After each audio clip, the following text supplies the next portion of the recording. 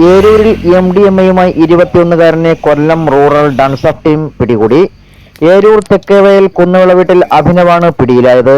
രഹസ്യവിവരത്തിന്റെ അടിസ്ഥാനത്തിൽ ഏരൂർ 2 ഏക്കർ മുക്കിന് സമീപം പഴയ ബിവറേജസ് മദ്യവിൽപ്പനശാലയ്ക്ക് മുന്നിൽ നിന്നുമാണ് മയക്കുമരുന്നുമായി അഭിനവിനെ പിടികൂടിയത്. പോലീസ് സംഘത്തെ കണ്ട് ബൈക്കിൽ കടന്നുകളയാൻ ശ്രമിച്ച പ്രതിയെ പിന്തുടർന്നെത്തി പിടികൂടുകയായിരുന്നു. MDMA കടത്താൻ ശ്രമിച്ച ബൈക്കും പോലീസ് പിടികൂടിയിട്ടുണ്ട്. പിടിയിലായ അഭിനവിനെ ചോദ്യം ചെയ്തു വരികയാണ്.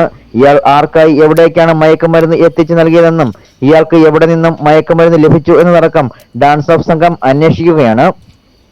പിടികൂടിയ പ്രതിയെ പിന്നീട് ഏരൂർ പോലീസിനെ കൈമാറി.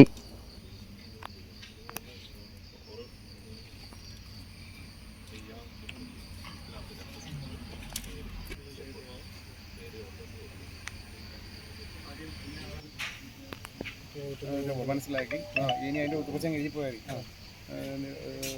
20 കിലോ മയക്കുമരുന്നായ MDMA